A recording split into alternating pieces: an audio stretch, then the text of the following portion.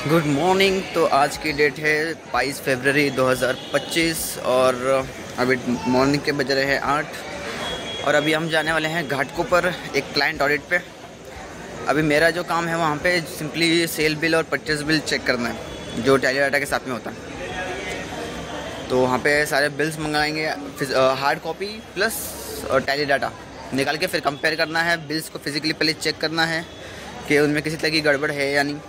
सब चीज़ ओके होगी, फिर उसको टैली डाटा के साथ में कंपेयर करना है मैच हो रहा है कि नहीं, और कुछ रिपोर्ट रहेगी तो वो निकालना है मेरे को और फिर अपने सीनियर्स को बताना है। अभी 8 की ट्रेन है। अभी बाकी का व्लॉग आज देखते हैं। पूरा व्लॉग शूट हो पाया तो अच्छा है। कुछ चीज़ें मैं बताऊंगा बीच बीच में क्या क्या चीज़ चेक करनी होती है, ठीक है। चलो फिर देखते हैं, अभी बस लेट ना हो जाए। 10 बजे तक पहुंचना है और अभी 8 बज रहे हैं। जाने के लिए लगेगा 2 घंटा। यहाँ से घाटकोपर से फिर मेट्रो पकड़नी है वेस्टर्न एक्सप्रेस हाईवे के लिए, ठीक है। चलो देखते हैं।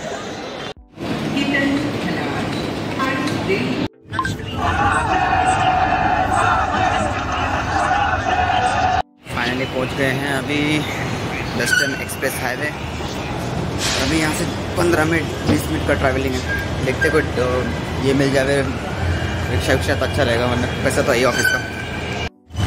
चलो भाई रिक्शा मिल गया है। टोटल फेयर के हिसाब से मीटर के हिसाब से देखते हैं कितना टाइम लगेगा।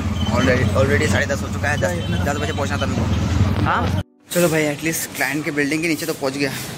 रिक्शा वाला भी एक तो गलत जगह छोड़ दिया और ऊपर से मैप भी गलत बता रहा है। तो रिक्शा वाले ने गलत जगह छोड़ा और वो जगह भी थोड़ी सी अजीब सी लग रही थी।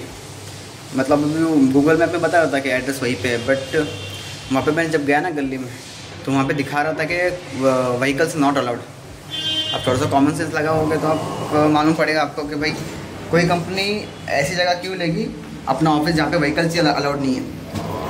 अब भले ही वो दिख रहा है, वो गूगल मैप में बता रहा था, रिक्शा वाला भी बोल रहा है कि नहीं भाई यही एड्रेस है, बट जहाँ पे व्हीकल से अलाउड नहीं है वहाँ पे गाड़ी कैसे हो जा सकती, कंपनी अपना ऑफिस क्यों लेगी।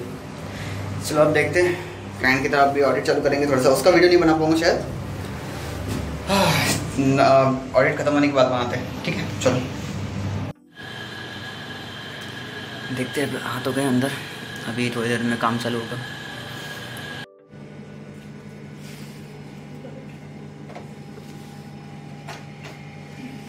अब बैठ जाओ वहाँ पे।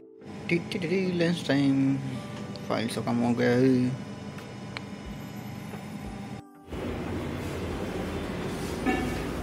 सब गई।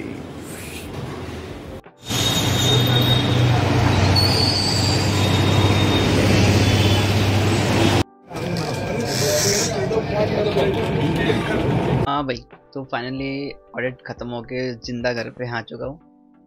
अच्छा, किसको समझ में नहीं आया होगा ऑडिट में क्या हुआ तो मैं समझा देता हूँ। देखो, अब नया क्लाइंट है हमारा अंधेरी का। अंधेरी में वेस्टर्न एक्सप्रेस हाईवे में ये अभी नया क्लाइंट है। तो इसके जो भी अकाउंट्स में जो भी दिक्कत है वो ठीक करना भी हमारा काम है। पुराने सीए ने अगर कुछ चीज़ें नोटिस नहीं की होगी तो वो भी हम ठीक करेंगे अकाउंट्स में। बाद में उनके सारे कैश ट्रांजैक्शन को चेक करना है, क्योंकि वहाँ पे सबसे ज़्यादा मिस्टेक रहती है, ठीक है। उसके बाद जो जीएसटी में जितने भी अपने सेल बिल परचेज बिल रहते हैं वो चेक करने होते हैं, जो कि मैं कर रहा था। बाकी जो बड़े काम है वो मेरा सीनियर देख रहा था। सेल परचेज और परचेज बिल को चेक करना काम मेरा था वो। सिंपली आपको चेक करने से करना है। टैली से आपका भी जो भी डाटा होता है उसको कॉलमनर करके निकालना होता है। कॉलमनर मतलब बाइफरकेशन आता है हर चीज़ का। जैसे कि आपका जीएसटी नंबर भी आएगा, डेट, जीएसटी नंबर, पार्टी का नाम, invoice number, date, invoice value, taxable value, IGST, CGST, SGST, ये पूरा फॉर्मेट में आएगा, ठीक है। आपको मतलब फॉर्मेट आगे पीछे करना पड़ेगा, बट ये सब डिटेल आपको मिलेगी। एक्सेल में निकालना है। सामने आपकी एक्सेल खुली रहेगी पीसी में। आप यहाँ पे बिल्स खोल के बैठे हो, बिल बाय बिल मैच करोगे। एक्स्ट्रा बिल मिल रहा है तो नोट करना है आपको एक्सेल के अंदर। कोई बिल कम है, हार्ड कॉपी नहीं है, ठीक है। जो बिल आपके पास रखे होंगे वो हार्ड कॉपी है। जो आपके सिस्टम में दिख रहे होंगे एक्सेल के अंदर वो सब सॉफ्ट कॉपी है। तो आपको उसको चेक करते रहना है, बिल बाय बिल मैच कर रहा है क्या। जो मैंने अभी चीज़ें बताई, जीएसटी नंबर से लेके एसजीएसटी तक, ये सारी चीज़ें आपको चेक करनी है लाइन वाइज। ये सब चेक करने के बाद कोई चीज़ अगर गलत दिख रही है, मिसमैच हो रही है, तो आपको वो नोट करना है एक्सेल के अंदर, ठीक है। तो ये सब काम रहता है। बाकी जीएसटी चालान कितने पेड किए हैं, जितना आपका पेमेंट बनता था उतना ही पेड किया है या फिर कम पेड किया है, ज़्यादा पेड किया है, क्यों, उसका रीज़न वो सब चेक करना रहता है। बहुत काम है, अभी तो ये मैं थोड़ा बहुत बता रहा हूँ। ठीक है, तो ये काम है और टाइम पे काम ख़त्म हो गया, 5 साढ़े 5 तक निकल गए। फिर भूख लगी थी, एक तो डायरेक्टर ने बोला जो खाना है खाओ, और उनके पास मेन्यू में क्या था, सिर्फ सैंडविच, तो वेज वाला। तो वेज सैंडविच खाने के बाद हम लोग जैसे ही ऑडिट खत्म हुआ, मैं बोला सीनियर को भाई अब नॉन वेज खाना है कुछ तो हम लोग गए वहाँ से और फिर एक सबवे में खाया हम लोग ने थोड़ा कुछ, पता नहीं क्या खाया बट कुछ तो था। तो वो खाने के बाद फिर मेट्रो से वापस अपना घाटकोपर से सीनियर चला गया अपना कुछ, उसको जाना था पार्टी में, और मैं अपना आ गया हूँ घर पे। अब एकदम थक गया हूँ ना इतना।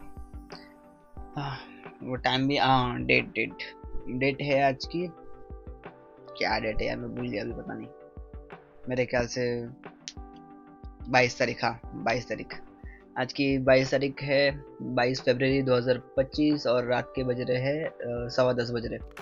ठीक है, अभी शायद थोड़ा सा बैठूंगा, उसके बाद बुक वुक पढ़ के थोड़ा सा सो जाऊंगे। सुबह सुबह जाना है, कल संडे है तो कल जाना है ज़रा मुंबई कुछ काम से, शाम में जाएंगे ज़रा मरीन लाइन, थोड़ा सनसेट देखेंगे और फिर गुड नाइट अपना घर पे आके, फिर मंडे से वही अपना चालू।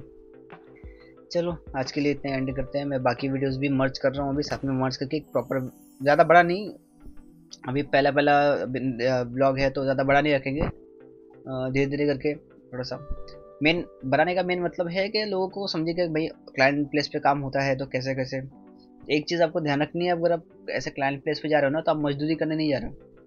हो सकता है छोटी मोटी चीज काम वो आपको करने बोले कि अरे अपना सिस्टम ये चालू करके बैठ जाओ, आप चालू करके दो, सिस्टम चालू करके दो, हमको नहीं करना है, आप करके दो, आपका ऑडिट करने आए हैं, आपका जिम्मेदारी है सिस्टम पूरा चालू करके सारे फाइल्स दे के फाइल्स देना आपका काम है। मैं गया तो मेरे को कीबोर्ड नहीं चल रहा था सिस्टम का, तो बोलते कीबोर्ड लगा लो दूसरा, मतलब लगा कर दो। फिर वो नहीं पासवर्ड मांग रहा था, तो मैं बोलते पासवर्ड डाल दीजिए, ये मतलब डाल के दो मेरे को, ओपन करके दो, ये सब चीज़ें चाहिए मुझे ओपन करके। मैं फाइल में मेहनत मजदूरी करने के लिए नहीं आया हूँ इधर। ठीक है, आपका ऑडिट करना है, सब सारी चीज़ें अवेलेबल करके देना आपका काम है। उसके बाद टाइम पे तो मैं भी नहीं आया था, वो लोग भी नहीं आए थे, तो उस चीज़ पे मैंने उनको टोका नहीं कुछ। उसके बाद कुछ बिल्स होंगे यहाँ वहाँ थे, मतलब आगे पीछे, तो ध्यान रखना कभी भी अगर बिल्स आगे पीछे है तो आपने फाइलिंग नहीं करनी है। मतलब आप सामने वालों को टोकोगे इस चीज़ पे कि अरे आपके बिल आगे पीछे, तो वो बोलेगा अरे कोई नहीं आगे पीछे लगा लीजिए थोड़ा सा, ये आप लगा के दो, ये आपका काम है।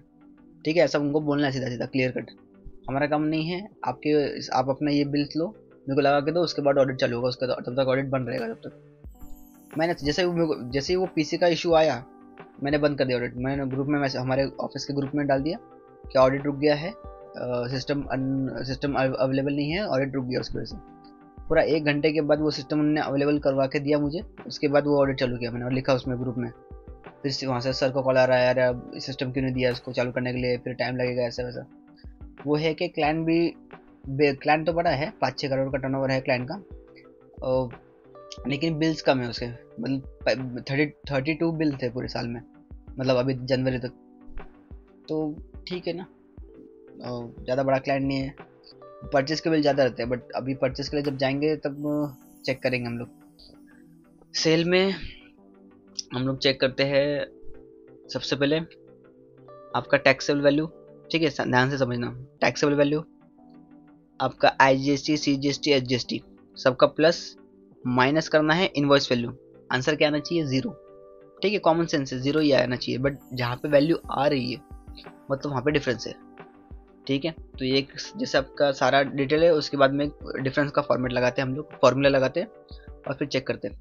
ये एक चीज़ चेक की आपने, उसके बाद एक चीज़ चेक करनी होती है क्या रेट लग रहा है टैक्स, आपका जो भी टैक्स है, मान लो CGST है, ठीक है, IGST plus CGST divide by taxable value, ठीक है, इंटू 100 करना है। जैसे आप करोगे आपको दिख जाएगा क्या रेट लगा उसके ऊपर। ठीक है, 9% या फिर 18% या फिर 28% ऐसा कुछ तो दिखेगा, नहीं तो चाहो तो तीनों को प्लस कर लो, IGST CGST HGST divide by taxable value into 100। ठीक है, तो एकदम राउंड फिगर में आना चाहिए, या तो 18%, 28%, 5%, 12% जो भी लगता है। हमारा जो क्लाइंट था वो ज़्यादातर 18 से लेकर 28% के बीच में डील करता है। तो मान लो कहीं पे 26% आ रहा है, या फिर कहीं पे 18 की जगह 15% आ रहा है, 16% आ रहा है, तो मतलब वहाँ पे दिक्कत है। तो वो अपने को चेक करना था, ठीक है। एक वैल्यू का चेक किया, फॉर्मूला लगा के। उसके बाद क्या चेक किया हमने, रेट क्या लग रहा है, रेट में गड़बड़ होगी तो वो भी चेक करना है। बिल, फिर बिल में जाके आपको स्पेसिफिकली चेक करना है। अब एक एक बिल में तो चेक नहीं हो सकता इतना सब डिटेल्स में। उसके बाद अभी आप चाहो तो अपने और तरीके निकाल सकते हो खुद से कि कैसे कैसे आपको चेक करना चाहिए। अब मैंने अलग अलग तरीके निकाले, जैसे तो मान लो कभी कभी लोग क्या गलती करते हैं, पार्टी का ना मान एक ही पार्टी बट कभी कभी ना 2-3 लेजर बना लेते हैं और जीएसटी नंबर अलग अलग डल गया गलती से। तो फिल्टर लगाओ, सीधा पार्टी का, एक ही पार्टी का नाम सेलेक्ट करो, देखो हर उस पर जगह जीएसटी नंबर एक जैसा आ रहा है क्या, हो गया। अब जीएसटी नंबर सेम वही, अब वो उल्टा करो, जीएसटी नंबर एक सेलेक्ट करो, देखो हर पार्टी का नाम एक जैसा आ रहा है क्या, ठीक है।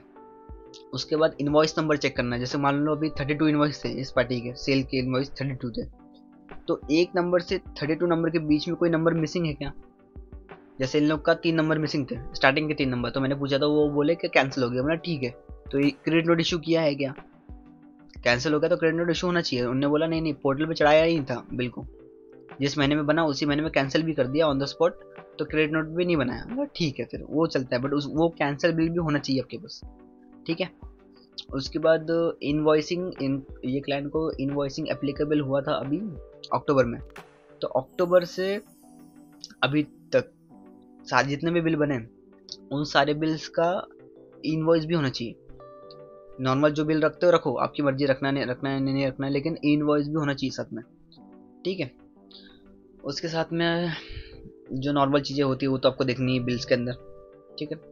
उसके बाद जीएसटी के जो बिल चालान का मैंने बताया एक, और एक हमने चेक किया उसके अंदर नंबर ऑफ बिल्स का बताया, वैल्यू से टोटल बिल। अभी आप हर बिल की वैल्यू चेक कर रहे हो, जैसे आपका सारे बिल्स का चेक करके होगा ना, एक फॉर्मूला लगाओ, सम का फॉर्मूला।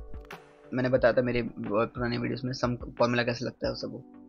सम का एक फॉर्मूला लगाना है अपने, सारा invoice value, taxable value, IGST, CGST, SGST, ठीक है।